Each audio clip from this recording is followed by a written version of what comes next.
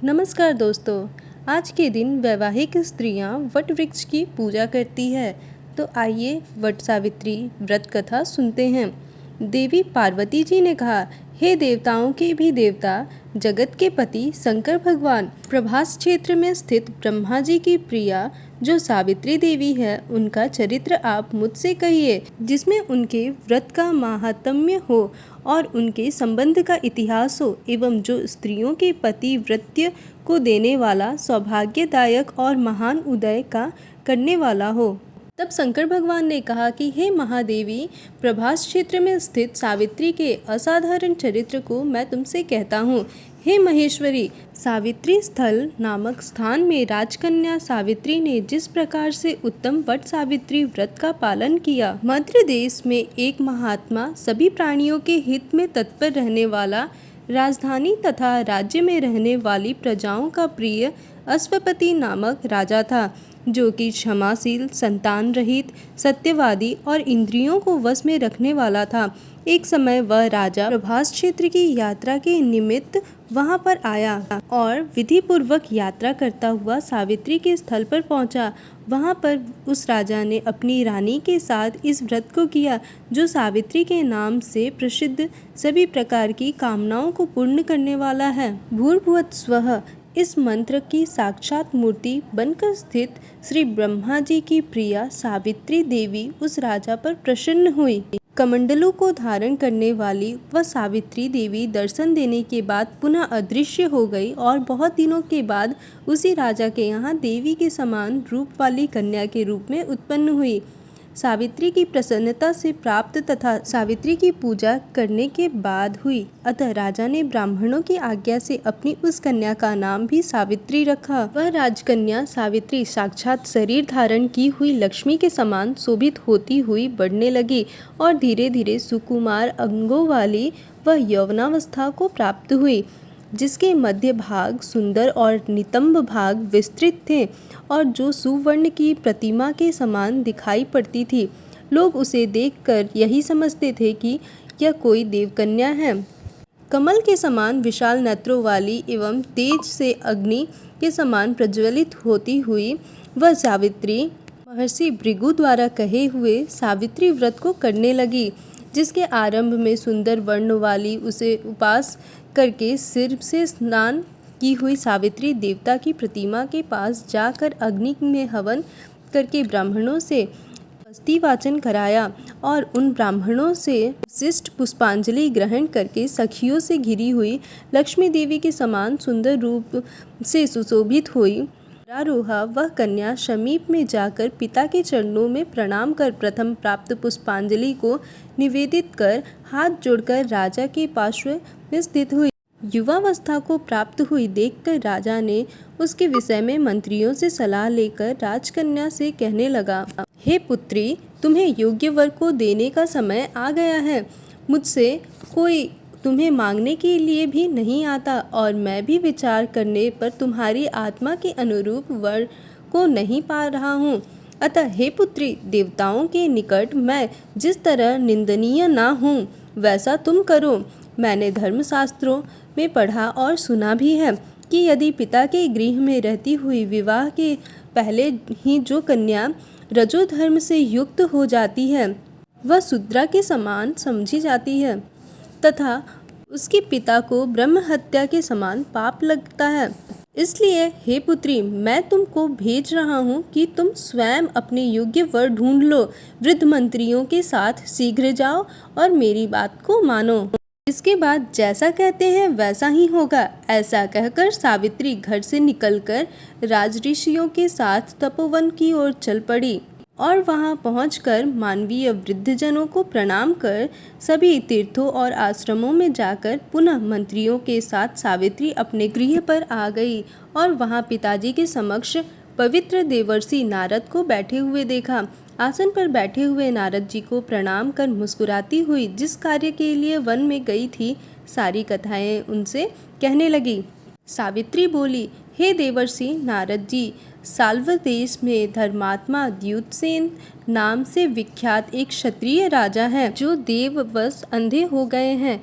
उस समय उनको छोटा सा एक बालक और उसकी माँ थी। ऐसे समय में अवसर पाकर उनका पूर्व रुक्मी नाम के एक संतान राजा ने उनसे राज्य छीन लिया। अतः वह आर्यद्यूतसेन छोटे बच्चे को साथ लिए हुए अपनी स्त्री के साथ जंगल की ओर चल दिए। उनका वह पुत्र वन में बड़ा होकर परम धार्मिक, सत्य बोलने वाला है। अतः अपने अनुरूप पति समझकर मैंने उसे मन से वरण कर लिया है। यह सुनकर नारद जी ने कहा, हे राजन, सावित्री ने बड़ा कष्टप्रद कार्य कर डाला।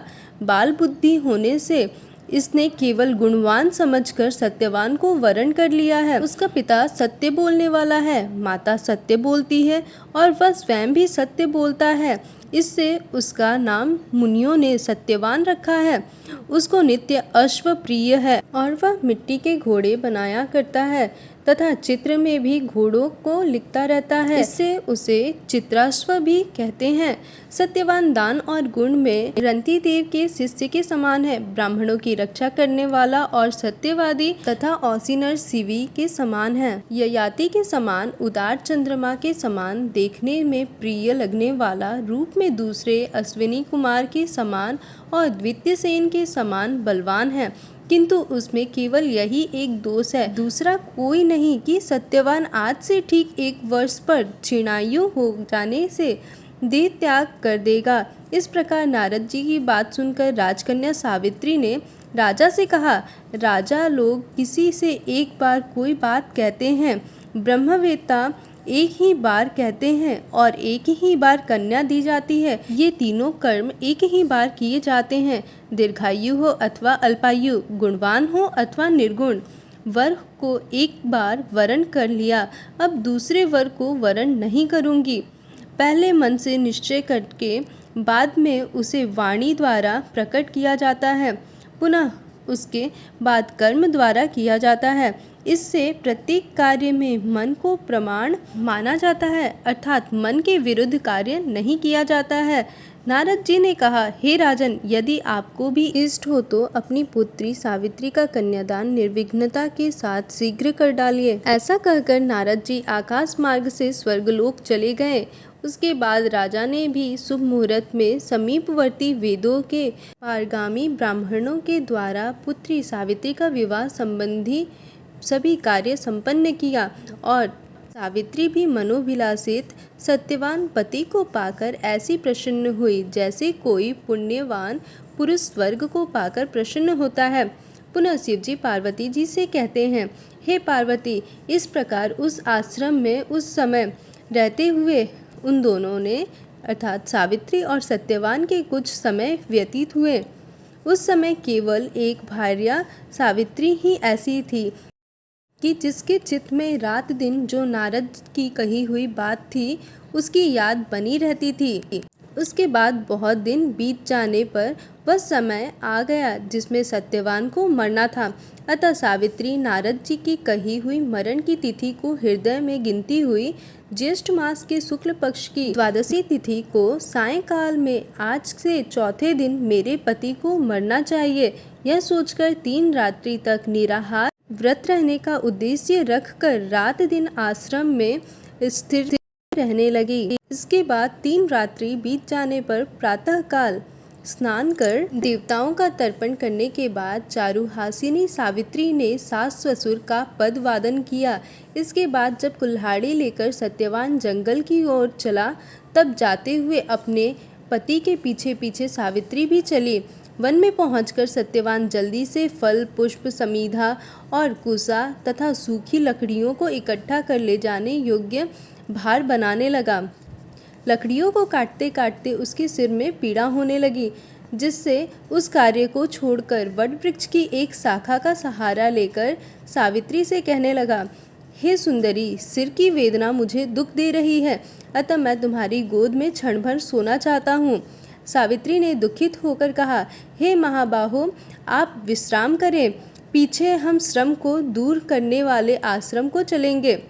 जैसे ही पृथ्वी पर बैठी हुई सावित्री ने सत्यवान के सिर को अपनी गोद में रखा, वैसे ही उसने कृष्ण मिश्रित पिंगल वर्ण वाले किरीटधारी पीत वस्त्र पहने हुए साक्षात सूर्य के समान उदित हुए पुरुष को देखा।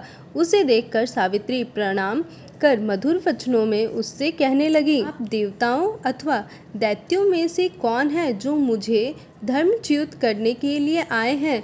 मुझे अपने धर्म से च्युत करने के लिए कोई समर्थ नहीं है, क्योंकि हे पुरुष श्रेष्ठ, मुझे धधकती आग की लपट के समान ही समझिए। यमराज ने कहा, मैं सब प्राणियों के लिए भयंकर और कर्मानुसार उनका उचित दंड देने वाला यम हूँ। सो हे पतिव्रता सावित्री, समीप में पड़े तुम्हारे पति की आयु समाप्त हो गई है, इसे यमदूत पकड़कर नहीं ले जा सकेंगे, इसीलिए मैं स्वयं आया हूँ। ऐसा कहकर फांस को लिए हुए यमराज ने सत्यवान के शरीर से अंगुष्ठ मात्र शरीर वाले पुरुष को लेकर बलपूर्वक निकाल लिया। इसके बाद पितृगण से सेवित यमपुरी के मार्ग की ओर चलना शुरू किया, तो वरारोहा सावित्री भी उनके पीछे पीछे चली।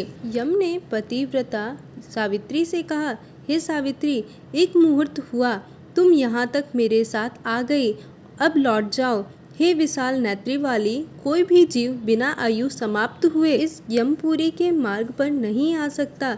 सावित्री ने कहा, आपके जैसे विशिष्ट पुरुष के साथ पति का अनुगमन करती हुई मुझे कभी भी शर्म या ग्लानि नहीं हो सकती है। सज्जनों की गति एकमात्र सज्जन ही है, दूसरा नहीं। इसी प्रकार स्त्रियों की गति उनका पति, वर्णाश्रमों की गति वेद और शिष्यों की गति गुरु है। इस पृथ्वी तल में सब प्राणियों के लिए स्थान है, किंतु स्त्रियों के लिए तो एकमात्र पति छोड़कर दूसरा कोई आश्रय नहीं है। इस प्रकार से धर्म और अर्थ से भरे हुए सुंदर मधुर अन्य वाक्यों से भी सूर्यपुत्र ने प्रसन्न होकर सावित्री से यह बात कही। राज ने कहा, हे भामिनी, मैं तुमसे प्रसन्न हूँ, तुम्हारा कल्याण हो, तुम मुझसे वर मांगो। सावित्री ने भी विनम्रता से सिर झुकाकर अपने लिए राज्य पाने का वर मांगा और अपने महात्मा ससुर के लिए देखने की शक्ति पाने के साथ साथ पुनः राज्य प्राप्ति एवं अपने पिता के लिए 100 पुत्रों की तथा अपने लिए भी 100 पुत्रों की प्राप्ति के लिए वर मांगा तथा पति के लिए पुनर्जीवन दान एवं निरंतर धर्म की सिद्धि प्राप्त करने का वरदान मांगा। इस प्रकार वर मांगने पर धर्मराज ने भी उसे अभिष्ट वर प्रदान कर वापस किया। उसके बाद सावित्री पति का जीवन दान प्राप्त कर प्रसन्नचित्त होती हुई अपने पति के साथ शांति से अपने आश्रम को चली गई।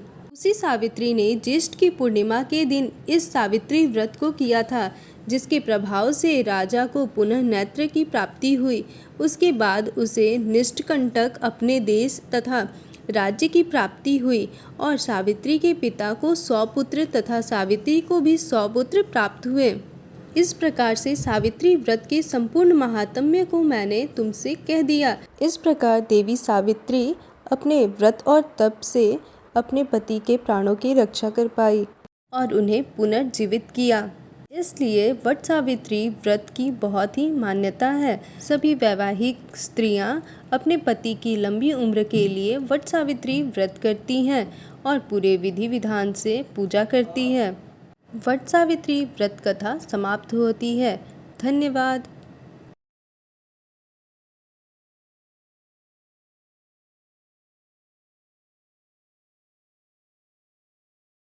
प्रातः दंत धावन कर चुकने के बाद 3 रात्रि तक उपवास करने का नियम करें।